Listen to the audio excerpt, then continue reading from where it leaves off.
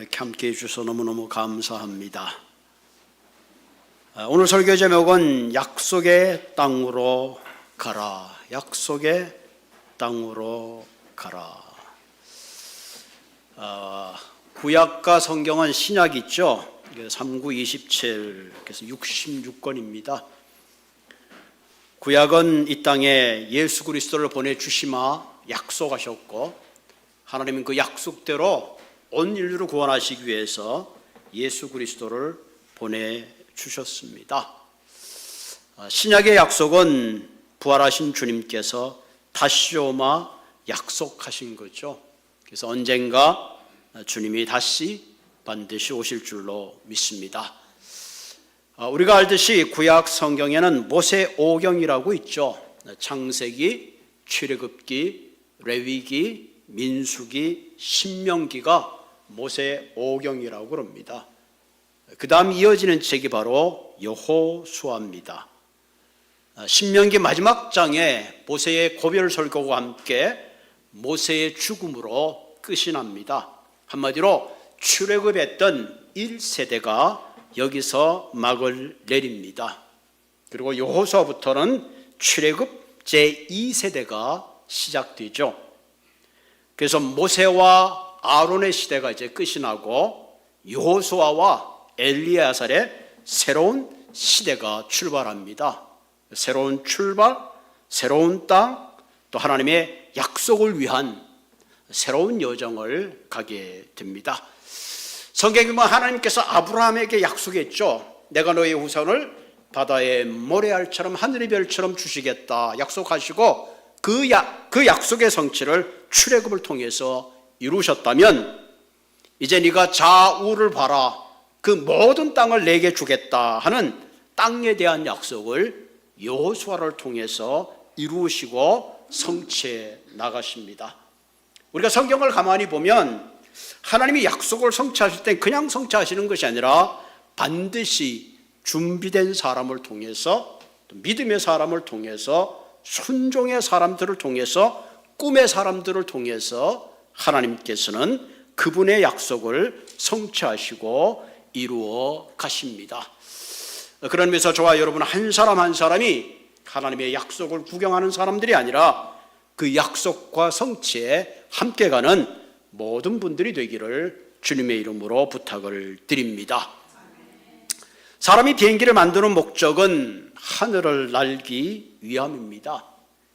아무리 근사한 비행기를 만들어도 그 비행기가 날지 못하고 행어에 있다면 가장 안전할 줄 몰라도 비행기의 본연의 목적을 이루지 못합니다. 비록 생긴 게 시원처럼 하늘을 날다가 떨어진다 할지라도 비행기는 하늘을 날아야만이 비행기의 본질적 의무를 다하는 거죠. 마찬가지입니다. 배가 정박해 있을 때는 가장 안전하지만 배의 본질은 파도가 치고 거센 바람이 분다 할지라도 바다를 항해할 때에 배가 배의 본연의 의무를 다하는 것입니다. 배가 그것이 두려워서 정박해 있기만 한다면 배는 말은 배지만 사실은 배의 목적을 잃어버리고 배를 만든 사람의 계획을 저버리게 되는 거죠. 마찬가지입니다. 하나님이 우리를 창조하신 목적도 동일합니다. 하나님이 우리를 창조하시고 우리를 이 땅에 보내주시며 내 삶을 통해서 하나님께서 이루고자 하는 목적이 있고 계획이 있고 꿈이 있다면 우리가 그저 나의 편안만을 추구하고 안전만을 추구하고 있다면 하나님이 저와 여러분과 우리 교회를 향하여 이루고자 하는 꿈과 소원이 있다 할지라도 이룰 수가 없다는 사실입니다.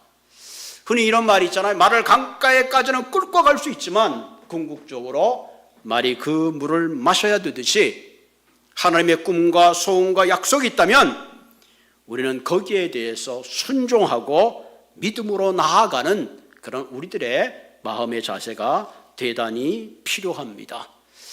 지난 2주 동안 우리는 세상이 편안에 안주할 것이 아니라 주님이 주는 평안의 삶을 추구해야 되고, 우리가 맞닥뜨리고 있는 걱정과 두려움을 이기는 길은 하나님을 바라보는 것이 그때에 우리의 모든 두려움을 이길 수 있다고 그랬습니다. 오늘 여호수아 본문을 통해서 하나님 우리에게 도전하시는 중요한 도전은 바로 편안한 항구에 안주하고 있는 배가 되지 말고 세상을 향하여 도전하고 나가라고 하나님께서 우리에게 도전하고 주문하고 있다는 사실입니다. 우리가 잘 알듯이 지난 팬데믹을 통해서 우리는 알게 모르게 많이 신앙적으로 게을러져 있는 것을 부인할 수가 없습니다.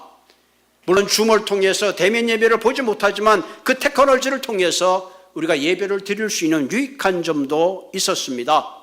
그러나 반대로 생각해 보면 예배에 대한 우리의 생각과 태도가 사실은 많이 나태해져 있습니다. 어떤 분은 목사님 제가 유튜브를 드릴 때 양복을 입고 이렇게 참 예배 드리는 자세로 있었습니다. 근데 그게 얼마나 가겠어요? 한 주가 되고 두 주가 되고 서너 주가 지나가면 파자마 바람으로 틀어놓고 할 걸 다 하게 되고 어느 예배에 대한 중심이 무너질 수밖에 없습니다. 예배의 마음의 중심이 무너지니까 영적으로 게으르고 나태하게 되고 결국은 편안한 그런 환경에 안주할 수밖에 없습니다. 그런 의미에서 우리는 다시 한번 우리 이 말씀을 통해서 우리의 영성을 새롭게 하고 하나님이 지금 출애굽한 이 세를 향하여 새로운 도전을 주었듯이 저와 여러분들 오늘 특별히 6월달 반년이 지났습니다마는 다시 그 하나님의 약속을 붙잡고 이 땅에 하나님이 향하신 빛과 소금의 삶에 대한 도전을 하시기를 주님의 이름으로 부탁을 드립니다. 자, 그럼 우리가 어떻게 할 때에 영적 침체의 환경을 벗어나서 하나님이 우리를 향하신 목적을 달성할 수 있을까 하는 겁니다. 오늘 본문은 특별히 가나안 정복을 앞두고 하나님께서 여호수아에게 약속하신 믿음의 원리를 따라서 하나님의 목적을 어떻게 이루고 성취하는가 하는 중요한 삶의 원리들을 우리에게 본문은 말씀하고 있습니다. 우리가 알듯이 여호수아는 24장으로 구성되어 있습니다. 전반부는 땅의 정복에 대한 이야기고 후반부는 땅의 정복을 한 것을 어떻게 나눌 것이냐 그 분배에 대한 얘기를 하고 맨 마지막에는 여호수아의 고별 설교와 함께 여호수아가 그 막을 내리고 있습니다. 우리가 여리고성을 시작해서 지금 여호수아를 이렇게 보면 하나님께서 이미 가나안의 7 족속을 내뻗고 힘을 다해서 그들을 쫓아내고 억지로 그 땅을 빼앗는 것처럼 우리가 생각할 수 있습니다. 그러나 사실은 적과 꿀이 흐르는 그 땅은 이미 하나님께서 아브라함 때에서 약속하신 땅입니다. 어떻게 보면 그 땅을 가나안 족속에 잠시 맡겨두신 거죠. 이제 때가 돼서 그 땅을 하나님께서 회복하시고 거기에 하나님 나라를 확정해가는 대장정의 시작이 바로 여호수아에서 시작되는 겁니다. 오늘 본문 1절에 보면 여호와의 종 모세가 죽은 후에 여호와께서 모세의 수종자 눈의 아들 여호수아에게 말씀하여 이르시되 모세가 죽은 후에 애굽의 종살이하고도 이스라엘 백성의 눈물과 고통을 들으시고 하나님께서는 출중한 그 모세를 통해서 놀라운 기적 가운데 이스라엘 백성들을 출애굽시키셨습니다. 그랬던 모세가 이제 그의 삶을 다 마감하고 이제는 다음 세대인 모세의 수종자 눈의 아들 여호수아에게 새로운 약속, 새로운 성취를 지금 부탁하고 있습니다. 사실은 모세의 수종자 종이라고 번역되어 있지만 사실은 이 여호수아는 모세의 종이라기보다는 하나님의 종이었고 어떻게 보면 지금으로 말하면 모세의 부관처럼 모세를 굉장히 돕고 모세와 함께 모든 그 출애굽 사건에 관여했던 굉장한 유능한 리더 중에 한 사람입니다. 성경을 가만히 보면 여호수아는 아말렉 전투에서 큰 승리를 거둠으로써 그의 지도력을 이미 보여주었습니다. 가데스 바네아에서 12명의 정탐꾼이 갔을 때 0명의 정탐꾼은 이 가나안 땅은 적과 꿀이 흐르는지 모르지만 도저히 우리는 그 땅을 정복할 수 없다, 우리는 메뚜기 떼에 불과하다고 절망할 때에 여호수아와 갈렙만은 아니다, 그 땅은 하나님 우리에게 약속하신 땅이다, 그 백성이 아무리 거대하다 할지라도 하나님이 주신 땅이라면 우리가 반드시 성취할 수 있다고 믿음의 담력을 보였던 사람이 바로 여호수아입니다. 본문 2절에 보면 하나님께서 여호수아에게 다음과 같이 말씀을 하십니다. 내 종 모세가 죽었으니 내 종 모세가 죽었으니 하나님의 꿈도 죽은 것이 아니에요. 여러분 중요합니다. 우리 인생은 다 죽습니다. 그럼에도 불구하고 하나님의 계획은 우리의 인생이 죽었다 할지라도 그 다음 세대를 통해서 끊임없이 그 꿈을 이루어 가신다는 사실입니다. 자, 이제 너는 모든 백성과 더불어 일어나 이 요단을 건너 내가 그들 곧 이스라엘 자손에게 주는 그 땅으로 가라. 그 땅으로 가라. 그렇게 지금 명령하고 계시죠. 그러면서 3절에 이렇게 말합니다. 내가 모세에게 말한 것 같이 내가 발바닥으로 밟은 곳은 모두 내가 너희에게 준다. 너희에게 주는 그 땅은 내가 빼앗아 주는 것이 아니라 내가 이미 너희에게 주기 위한 약속의 땅이다. 그런데 한마디 더 하죠. 너희 발바닥으로 밟는 곳은, 발바닥으로 밟는다는 뭐예요? 믿음의 행동을 요구하고 있습니다. 내가 너희에게 약속의 땅, 축복의 땅은 그냥 주는 것이 아니라 너희들이 반드시 발바닥으로 밟아야 된다 하는 말이에요. 이 얘기는 뭐예요? 내가 너희들에게 약속의 땅이 있지만 그 약속의 땅을 위해서는 너희들이 반드시 믿음의 액션이 필요하다 하는 거죠. 출애굽 1세대는 그것을 보고 그 액션이 없어서 결국은 다 죽고 말았죠. 이제 너희들의 2세는 더 이상 실패하는 인생이 아니라 하나님의 꿈을 이루기 위해서는 반드시 이런 순종과 믿음의 행동이 꼭 필요하다, 그렇게 말씀하고 계시는 겁니다. 우리가 흔히 예수를 믿으면 구원을 받는다고 말합니다. 예수님은 온 인류를 위해서 예수님께서 이 땅에 오셨어요. 누구든지 예수의 이름을 믿고 십자가 앞에서 자신의 죄인 것을 고백하면 하나님께서 모든 죄를 용서해 주시고 구원을 해 주시는 것이 하나님의 약속입니다. 그럼에도 불구하고 그건 믿을 수 없어, 내가 십자가를 봐서 뭐해, 내가 무슨 죄인이야 하고 끝까지 불순종하고 거부한다면 하나님이 온 인류를 위한 용서의 구원의 계획이 있다 할지라도 그 사람은 여전히 불순종 가운데 자기의 죄 가운데 심판 가운데 들어갈 수밖에 없습니다. 이처럼 하나님 우리를 위해서 준비하신 그 약속을 성취하기 위해서는 그 약속에 따르는 우리의 순종과 믿음과 책임이 있다는 것을 반드시 우리는 기억해야 합니다. 이처럼 하나님이 우리를 위하여 준비하신 축복과 하나님이 우리를 준비하신 약속을 이루기 위해서는 반드시 영적 준비의 자세가 필요한데, 그 영적 준비의 자세의 첫 단계가 바로 마음을 잘 준비하는 겁니다. 요서에 보면 한 6가지 준비가 나와 있는데 오늘 6가지를 다 하진 않을 겁니다. 오늘 마음의 준비가 가장 필요합니다. 여러분, 우리가 마음에 어떤 생각을 갖느냐 하는 것은 행동을 결정하고 그 행동은 미래를 결정하는 거죠. 그러면서 우리가 하나님의 약속의 성취를 이루기 위해서는 반드시 우리의 바른 마음이 필요합니다.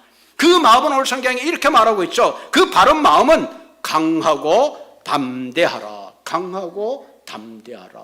하나님의 약속을 이루기 위해서 우리가 먼저 가져야 될 마음의 자세는 강하고 담대한 마음입니다. 마음이 무너지면 다 무너지는 거예요. 그래서 6절에 보면 뭐라 그래요? 강하고 담대하라. 7절에는 한마디 오직 강하고 극히 담대하라. 9절에는 강하고 담대하라. 두려워하지 말라. 한마디 더 하죠. 놀라지 말라. 놀라지 말라.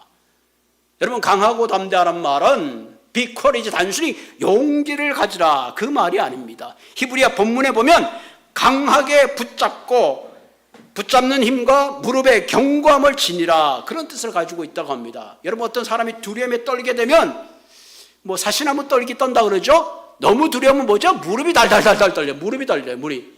이빨이 떨리고 무릎이 떨리는데 지금 여기서 말씀하기는 후들거리지 마라 하는 거예요. 너희들이 지금 적들을 보고 무서워하고 후들거리면 안 된다는 거죠. 이미 그들은 실패했잖아요. 출애굽을 떠나온 지 2년째 되는 날 12명의 정탐꾼을 보냈을 때 그들이 와서 가나안 땅을 우리가 정복할 수 없습니다. 또 온 백성이 후들거리고 떨렸어요. 그래서 실제로 그들은 정복하지 못했습니다. 그래서 다 죽었어요, 광야에서. 오직 여호수아만, 갈렙만이 약속의 땅에 들어가게 되었죠. 그래서 하나님께서 지금 여호수아에게 다시 한번 말씀하는 거예요. 강하고 담대하라. 제발 떨지 말라. 제발 무릎을 떨고 낙심하지 말라고 지금 하나님께서는 여호수아에게 약속해 주고 계시는 겁니다. 강하고 담대한 마음만이 하나님의 약속을 성취할 수 있다는 사실입니다.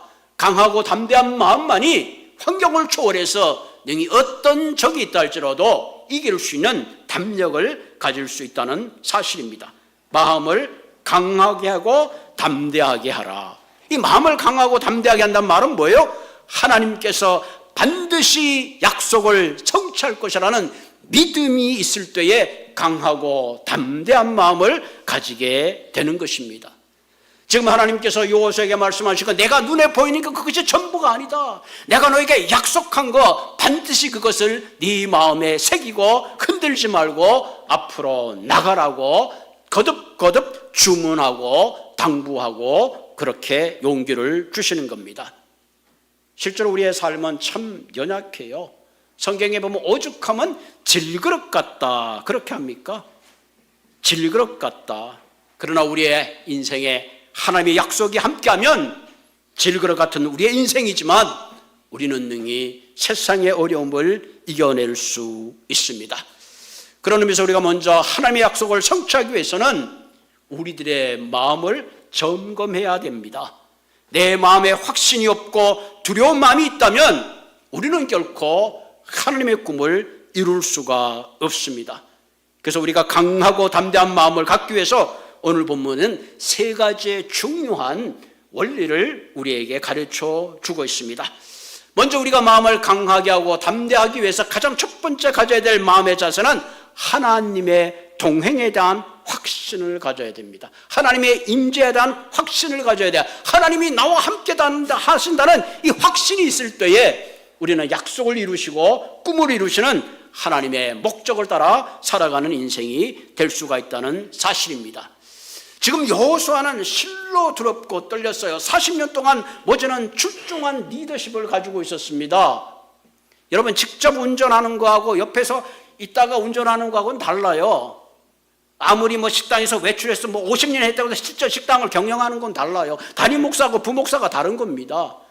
아무리 여호수아지만 지금 출중했던 40년의 그 위대한 모세의 그림자를 도저히 비껴갈 수가 없었어요. 실제로 그 백성이 모세만큼 자기에게 충성하고 따라올지도 사실은 큰 캐수촌이었습니다. 그러니까 얼마나 떨렸겠어요. 목회도요, 목회를 성공적으로 잘하는 목회자로 후임자라고 하면 고생해요. 그러나 그저 이렇게 있던 사람이 죽으면 괜찮아요. 그런데 여호수아 입장에서는 이건 죽순 모세가 아니잖아요. 홍해를 갈랐던 위대한 그 종, 자기가 그걸 넘어선다는 것은 불가능했습니다. 더 그의 마음을 두렵게 했던 것은 4절에 있어요. 하나님이 약속한 땅은 그냥 조그만 땅이 아니에요. 오늘 성경에 보니까 레바논에서부터 큰 강 유브라데까지 해쪽 속에 온 땅 해지는 데까지 너희의 영토가 되리라. 헐, 오마이 COD. 마치 자식이 하나도 없는 아브라함에게 하늘을 봐라, 네 자식이 하늘의 별같이 되겠다, 바다를 봐, 바다의 모래같이 되겠다니까 아브라함도 놀랬죠. 자식이 없는데 하나님이 그런 말씀을 하시니까 지금 똑같은 거예요. 지금 우리나라 보고 한반도 보고 유럽을 대항해서 싸워라, 그것 너에게 주겠다는 거예요. 믿을 수 있겠어요? 얼마나 여호수아의 마음이 떨렸겠어요. 그 가나안 7족속은 그냥 족속이 아니에요. 철기 문화로 무장한 히타이트 족속들입니다. 그리고 이스라엘 백성들이라는 것은 오합지졸이거든요. 노예에 이미 길들여 있던 사람들이에요. 그 어떻게 철기 문화로 마차로 무장한 그 사람들을 어떻게 이기냔 말이에요. 불가능하잖아요. 그런데 그냥 이기는 것도 아니에요. 이 땅을 다 주겠다는 거예요. 남쪽으로는 시나이 반도요, 북쪽으로는 레바논 서쪽이요, 지중해 지역의 전 족속을 내가 너희에게 주겠다. 떨려요, 안 떨려요? 떨리죠. 떨립니다. 아마 이 말씀을 듣고도 여호수아는 사시나무 떨지 떨었을지도 몰라요. 하나님이 그때서 5절에 말합니다. 내 평생에 너를 대적할 자가 없을 것이다. 모세와 함께 있었던 것 같이 너와 함께 있을 것이라. 내가 너를 떠나지 않으며 버리지 아니하리라. 아멘. 야, 굉장하죠? 이 말을 듣는 순간에 여호수아는 마음에 용기가 생겨서 그렇구나. 자기가 봤거든요. 하나님이 모세와 어떻게 함께 하는지를 봤거든요. 홍해를 가르시는 하나님을 봤거든요. 바로의 모든 군대를 홍해에 잠그시는 그 하나님의 놀라운 기적을 봤거든요. 그 하나님이 약속하는 거예요. 너를 이길 자가 없다. 내가 모세와 함께 하는 건 네가 봤지? 내가 너를 떠나지 아니라 결코 너를 버리지 아니하리라. 그 모든 족속을 내가 두려워하지 말라. 내가 물어내겠다. 내가 반드시 너로 승리하게 해 주겠다 하는 거예요. 여러분, 우리가 어떤 비즈니스를 하는데 누가 큰 재력을 가지고 딱 버텨주면 얼마나 좋겠어요. 그것만 해도 든든한데 천지를 만드신 그 하나님, 그분이 도와주겠다는 거예요. 내가 너의 길을 열어주겠다는 거예요. 내가 너의 대적을 위해서 싸워주겠다는 거예요. 너의 부족한 것을 채워주겠다는 겁니다.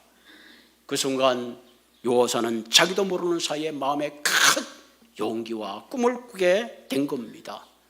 여러분, 신약에 보면 예수님도 동일한 약속을 하잖아요. 예수님이 죽고 부활하고 떠나시니까 제자들이 낭망했습니다. 큰일 났습니다. 예수님, 이제 우리 어떡합니까? 그때 예수님이 제자들에게 하신 약속의 말씀 있죠.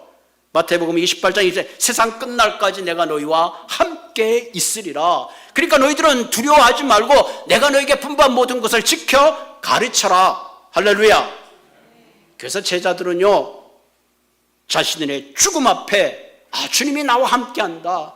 육체는 죽일지언정 우리의 영혼을 죽이는 그 사람들을 두려워한 것이 아니라 순교의 길을 가고 복음의 길을 갈 수 있었습니다.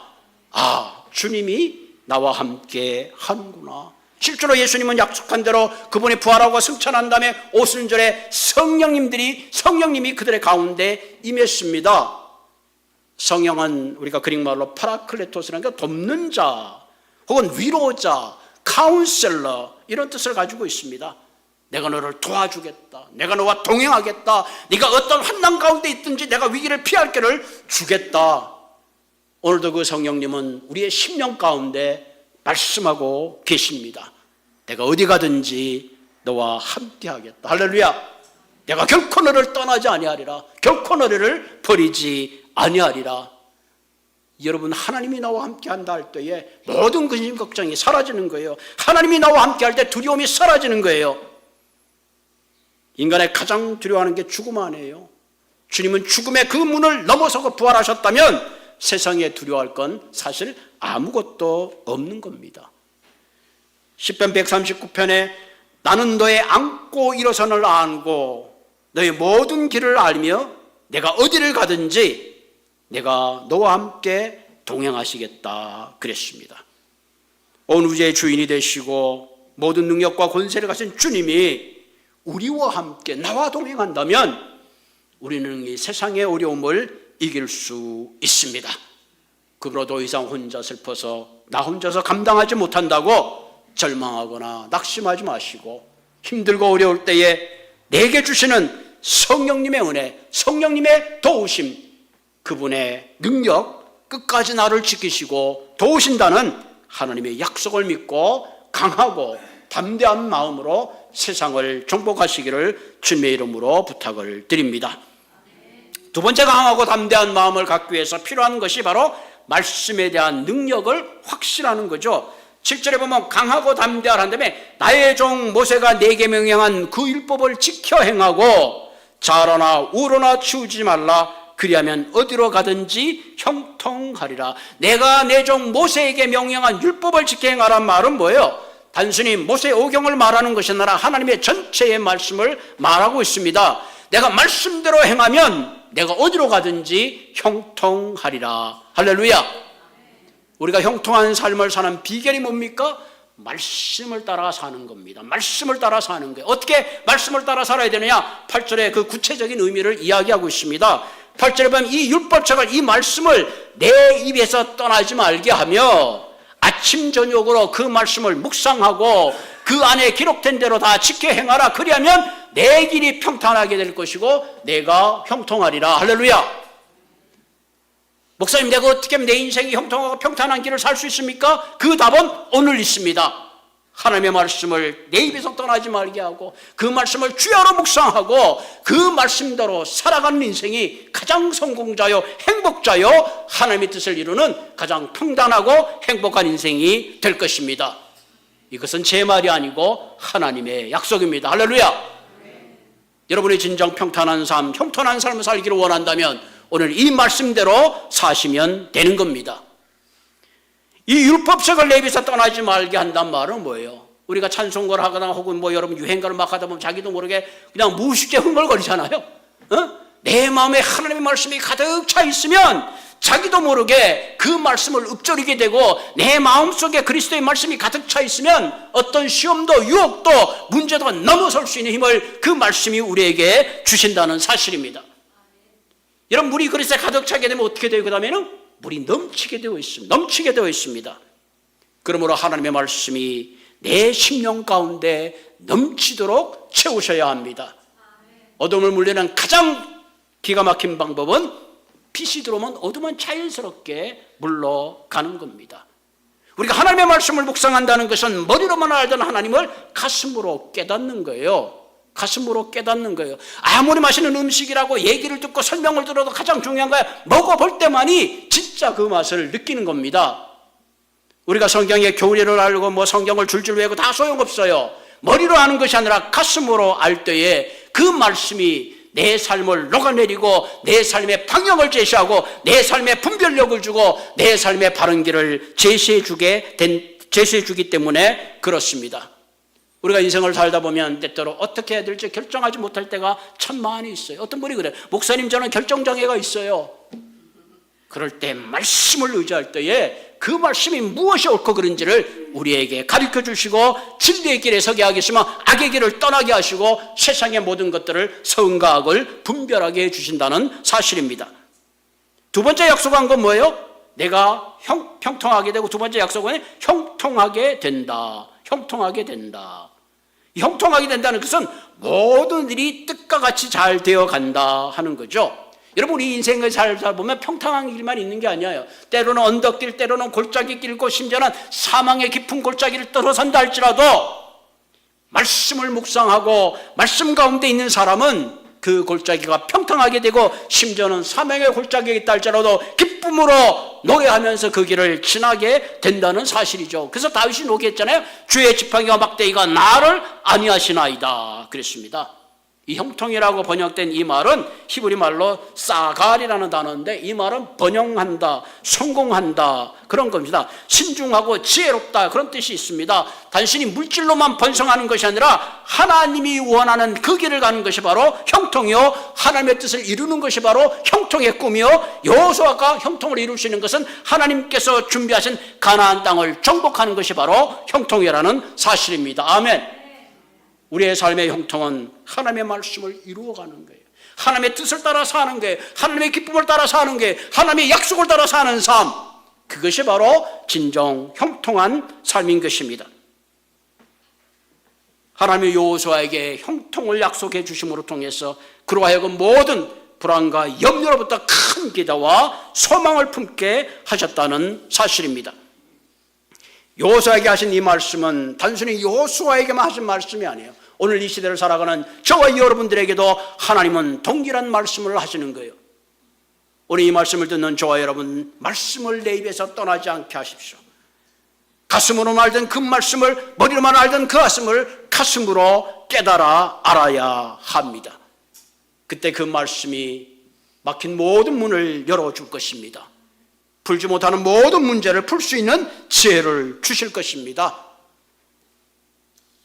6월 1일이 무지개 게이 날이라고 그러더라고요. 그 서울 이웃에서 큰 데모가 일어났는데 그 데모 중에 하나가 아이들에게 두 엄마가 있고 두 아버지가 있는 그 스토리를 이야기하는 거에 대해서 그 페어런츠들이 좀 들고 일어났어요. 아이들에게 그런 교육을 시키지 마라. 요즘 유타주에 있던 애가 성경이나 너무 폭력적이고 좀 이상한 이야기가 있다. 유타주에서는 그 성경을 도서관에서 빼야 된다. 그런 디베이트가 일어나고 있어요. 요즘 얼마나 세상이요, 그리스도를 향하여 어게인스트하고 있는지 몰라요. 세상의 철학들, 세상의 기준들이 모든 하나님의 기준을 파괴하고 있습니다. 이런 세상의 큰 물결 가운데 우리가 살아남을 수 있는 길은 하나님의 말씀을 읊조리고 그 말씀을 가슴에 품을 때만이 우리가 진리를 거슬려 가는 것이 아니라 진리 가운데 세상을 변화시킬 수 있습니다. 교회만이 세상의 유일한 희망이에요. 교회만이 유일한 희망입니다. 그래서 주님께서 너희는 세상의 소금이 되라, 빛이 되라는 거예요. 그 얘기는 뭐예요? 이미 너희들은 소금과 빛이기 때문에 세상을 향하여 그와 같은 사명을 가지고 살아야 된 것을 말씀하고 있습니다. 그러므로 우리가 마음을 강하고 담대하는 첫 번째 비결은 여러분들 하나님이 나와 함께 한다. 따라서 하나님이 나와 함께 하신다. 내가 어디에 있든지 나를 도우신다.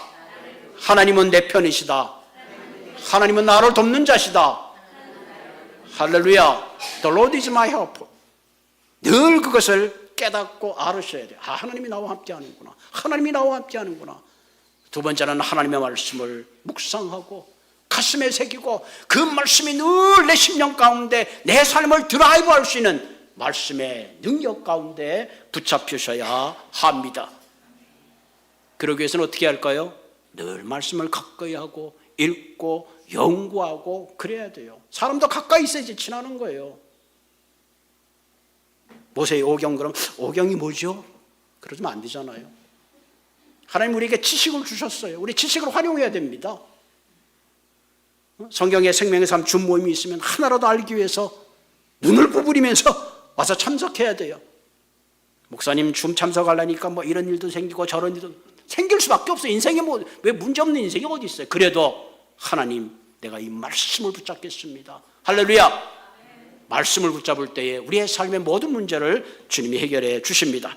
마지막 세 번째로 마음을 강하고 담대하는 비결은 영적 소신이 필요합니다. 영적 소신. 여러분 우리가 길을 갈 때 내가 그 길이 긴가 민가 할 때가 있잖아요. 차를 돌려야 되나 더 가야 되나 헷갈릴 때가 있어요. 그럴 때 내게 분명한 지도가 있으면 헷갈릴 필요가 없어요. 나만의 확신을 가지고 그 길을 가면 내 목적지에 도착할 수가 있어요. 오늘 본문 9절에 보면 내가 내게 명령한 것이 아니냐. 9절 볼까요? 내가 내게 명령한 것이 아니냐. 멋있잖아요. 내가 내게 명령한 것이 아니냐. 지금 여호수아가 내가 그 땅을 가고 싶어 가는 게 아니에요. 이스라엘 백성들이 여론 때문에 가는 것도 아니에요. 뭐예요? 내가 너에게 명령했다는 거예요. 강하고 담대하라. 두려워 말고 놀라지 말라. 내가 어디로 가든지 내 하나님 여호와가 너와 함께 하느니라. 여호수아가 가나안 땅에 들어가나 자기 꿈 때문에 가는 거 아니야. 자기 욕망 때문에 가는 거 아니야. 사사로이 가는 게 아니에요. 하나님이 그에게 가시라는 약속을 주셨다는 사실입니다. 우리가 하나님을 섬기는데 이것이 대단히 소중합니다. 바울은 늘 자신을 소개할 때 이렇게 소개했습니다. 그리스도의 종 사도로 부름받은 나는 복음을 위하여 택정함을 입었다.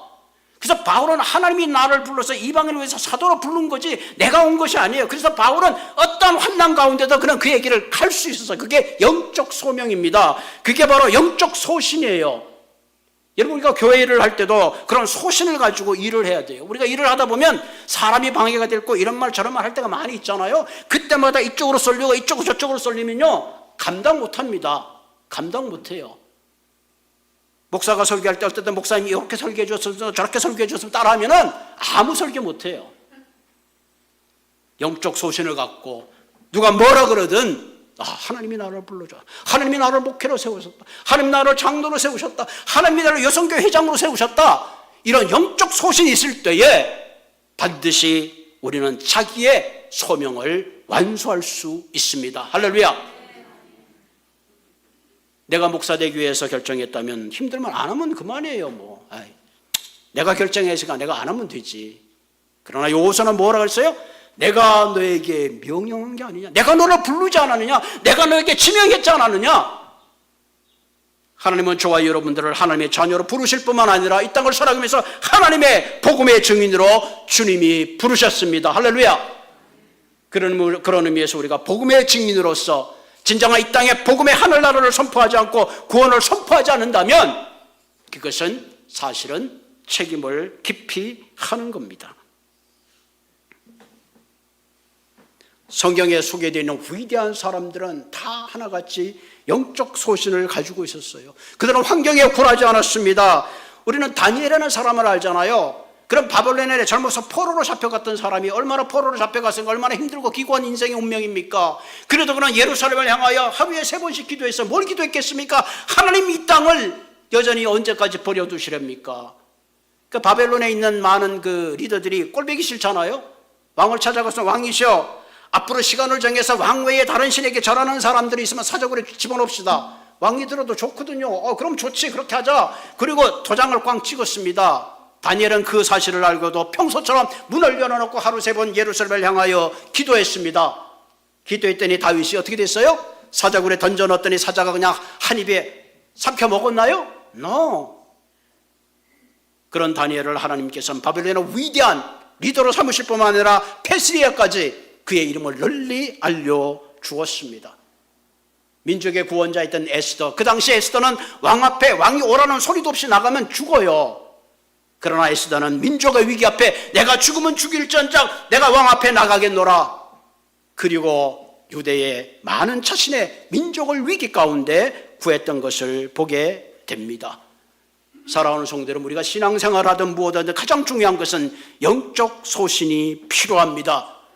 이 시대는 어느 그 사사시대 마지막처럼 자신의 철학을 따라 소견을 따라 세상의 기준을 따라 살아가는 이 시대에 우리는 분명한 영적 소신을 가지고 살아갈 때에 세상의 조류를 따라가는 것이 아니라 믿음 가운데 걸어갈 수가 있습니다.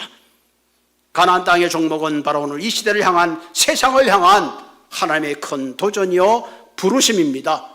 그런 의미에서 우리 한 사람 한 사람 복음을 전하기 위해서 우리의 심령을 강하게 하고 담대하게 해야 합니다. 하나님이 어디에 가든지 우리와 함께 하십니다. 배에 정박되어 있는 안전한 배가 되기를 원하는 것이 아니라 폭풍우가 일어난다 할지라도 폭풍우 중앙을 들고 항해하는 모든 분들이 되기를 주님의 이름으로 부탁을 드립니다. 오늘 본문에 말하죠. 사명을 가지고 가는 그 사람에게 하나님이 늘 함께해 주십니다. 편안한 삶이 아니라 하나님의 능력에 붙잡힌 삶이 되어버리시기를 바랍니다. 식어버린 우리의 영성 다시 회복하고 말씀의 능력을 회복하고 예배의 영성을 회복하고 기름 부음 받은 백성답게 살아가시기를 부탁을 드립니다. 어떤 과제를 이기기보다 그 과제 위에 있는 하나님의 능력을 바라보시고 강하고 담대한 믿음으로 하루하루 주님의 복음을 따라 일어나는 그런 여러분들이 되시기를 주님의 이름으로 부탁을 드립니다. 같이 기도하겠습니다.